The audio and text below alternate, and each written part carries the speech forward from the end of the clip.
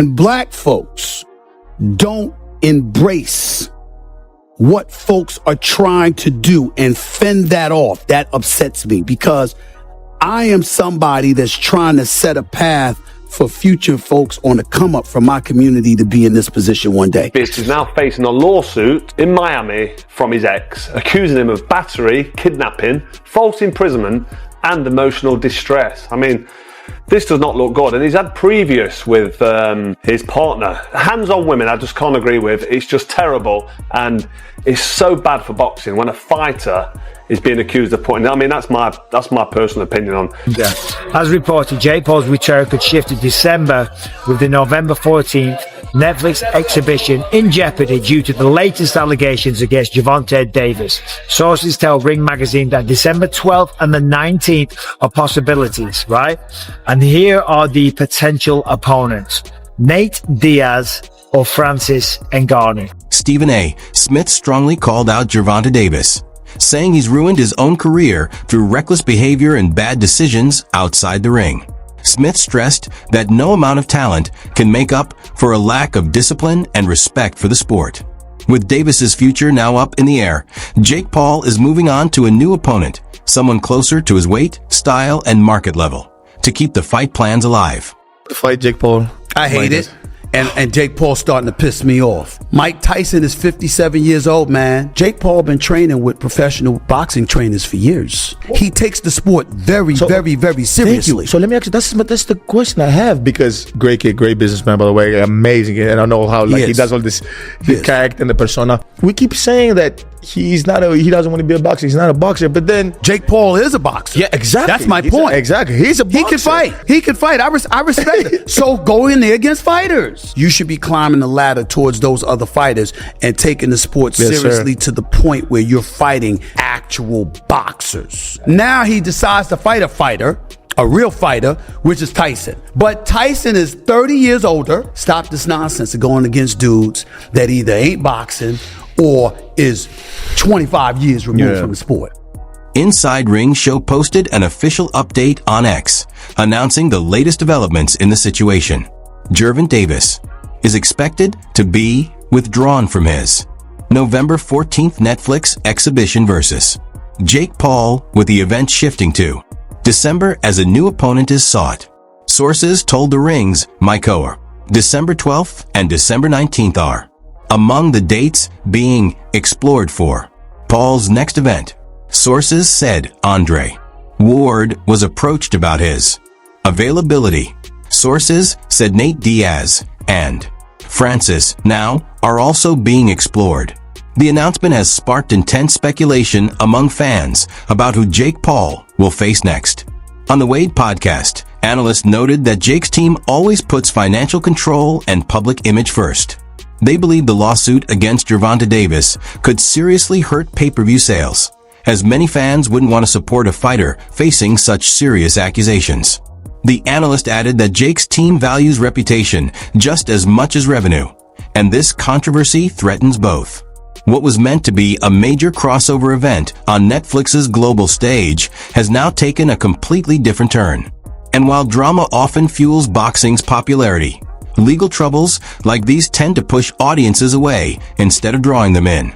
Sometimes Jake takes these fights very seriously, and I just thought, okay, this is going to get a little more interesting than I previously thought. I thought it would be a bit of a mismatch, a bit of a boxing experience to Gervonta Davis, Jake bringing the size and power, and we're going to get one of these stalemates where no one wants to take a real risk and both guys are going to get paid. Turns out no guy may get paid, or Gervonta Davis might be kicked off the card because we have a new, not champion, a new domestic violence abuse allegation against Gervonta Davis. There's been a lot of allegations against Tank, and some of those have been dropped, others have not really been pursued, and you don't really know what's what behind the scenes with people. But when things like this happen over and over, I think this is his fourth or maybe fifth allegation of domestic abuse, you kind of start to have to look at the person that's being accused of such and go, why do you keep ending up in these situations? And the way it's described, we've even seen Tank do some of the things already on camera. But let's get into this thing, and then we'll just go right into the report from Chris Mannix here.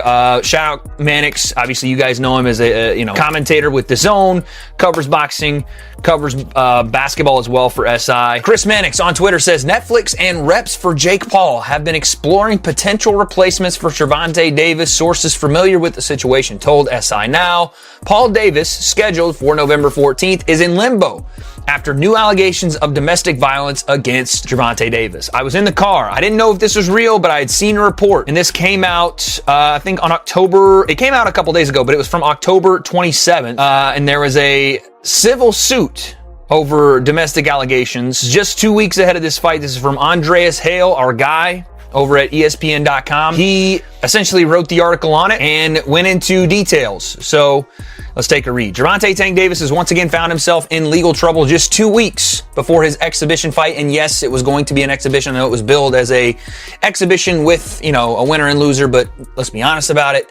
Two guys, massively different weights, massively different experience. It was going to be an exhibition. On November 14th, a new civil lawsuit filed in Miami-Dade County has put the WBA lightweight champion in hot water over another. Mike Coher, senior insider for Ring Magazine and co-host of Inside Ring Show, posted on X that, according to Chris Mannix, Jake Paul's return could be pushed to December, as the November 14th Netflix event is now in doubt due to the latest allegations against Gervonta Davis. Sources told Ring Magazine that December 12th and 19th are being considered, with Ryan Garcia and Terrence Crawford both reportedly approached. His update added weight to growing reports that Jake's next fight could face major changes. Carl Froch didn't hold back when addressing the uncertainty around Jake's future plans. He called the original matchup with Davis a circus, saying it was built more on hype than true boxing merit. Froch argued that Jake shouldn't have agreed to fight Gervonta in the first place, since there was little to gain from it. Now that Davis is facing legal trouble, Froch believes it's time to move on and find a legitimate replacement. He suggested Jake's team is already exploring backup options and said the event can still succeed with the right opponent. Froch also criticized how modern boxing often trades real competition for entertainment value, saying this situation shows just how quickly that approach can backfire. Until proven guilty, they say, right? Regardless of how many times he's been accused of this type of stuff, allegedly or not, it's still innocent until proven guilty. Now, if I have a contract with you, this doesn't involve you. I understand you got a brand and public relations, all this type of stuff, but technically, this doesn't involve you. So you pulled my $200 Jake Paul contract. What if I'm innocent over here? You know who I'm coming after? I'm coming after you. I want my fucking money, or I want some compensation.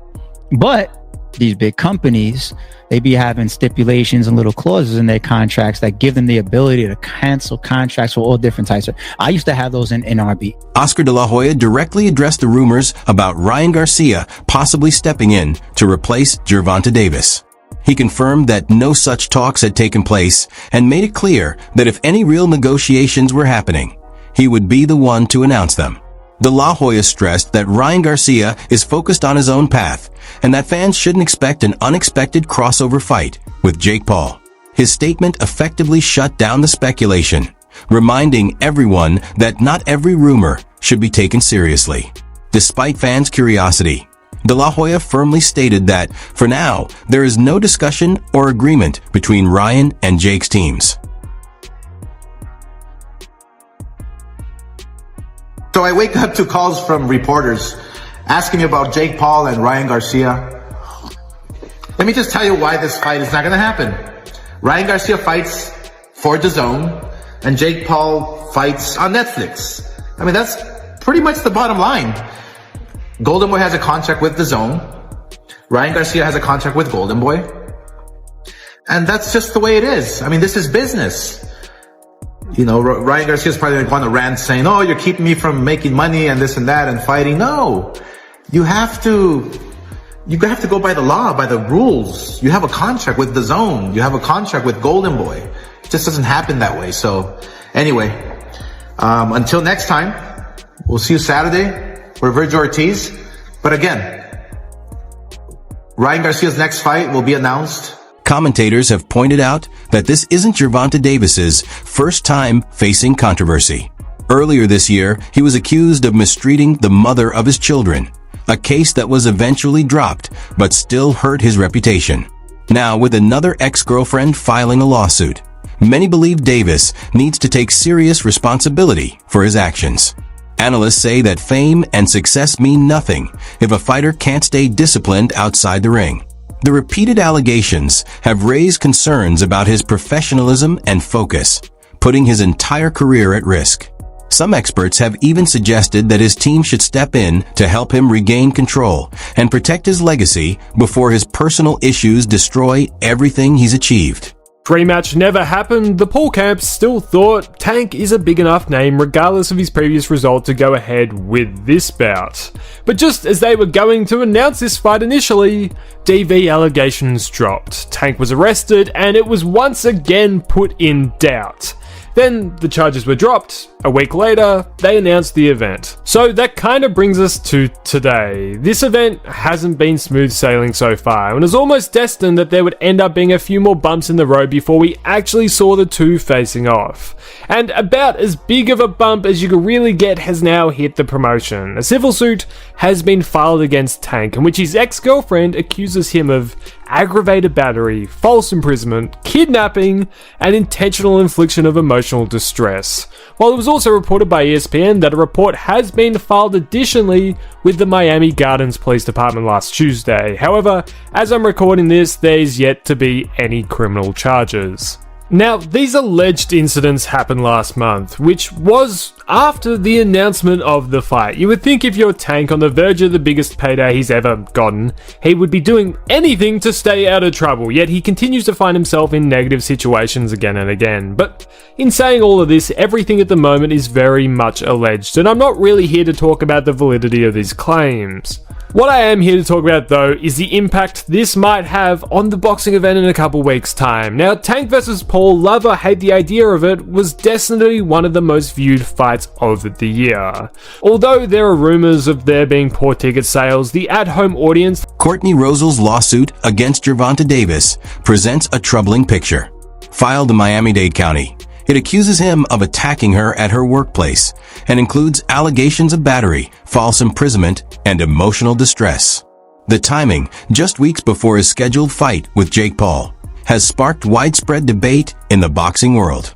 Some analysts question why the case surfaced now, suggesting it may have been timed to derail his biggest event yet.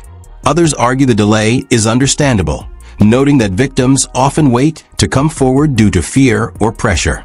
Commentators have even drawn comparisons to past fighters like Mike Tyson, pointing out how intense aggression in the ring can sometimes spill over in damaging ways outside it. Whatever the reason, the lawsuit has cast a dark shadow over what was supposed to be one of boxing's most anticipated streaming events of the year. Or involve the offer. If you're going to involve the laws, given the lawsuit, why not involve the law in general and file like actual charges in addition to this? So again, I'm not her. I don't understand that angle of it, because it's like we want him to be held accountable in front of the public, but there's no criminal charges, which is weird, you know, in a situation like that. At least to me, it seems like you would have criminal charges or some kind of restraining order. Now, I don't know. It's not my case to fight or defend. We have to see what comes.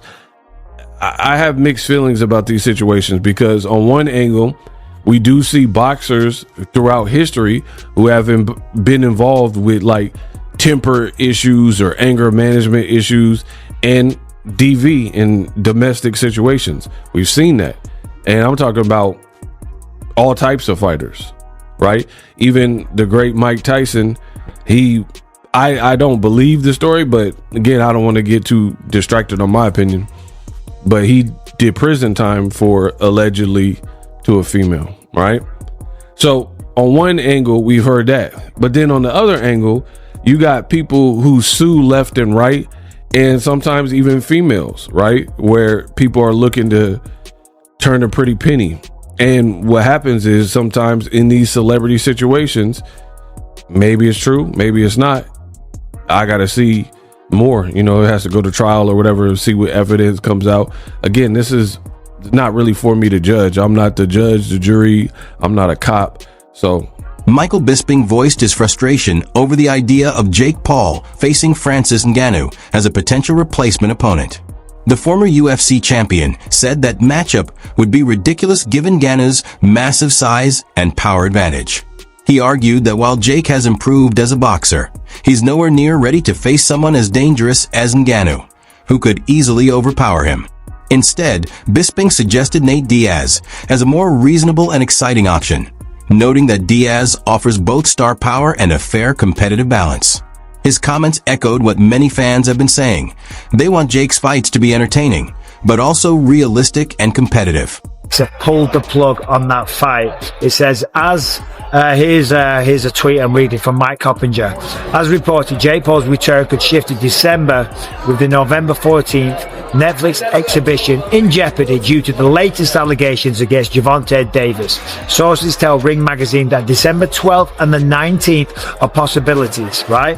And here are the potential opponents: Nate Diaz or Francis Ngannou. Now listen, we know that Jake Paul has been out there and he's typically taking on people that are way older than him, like Mike Tyson, who's 58, Anderson Silva, who was way past his prime, people like Nate Diaz, who were way smaller. Gervonta Davis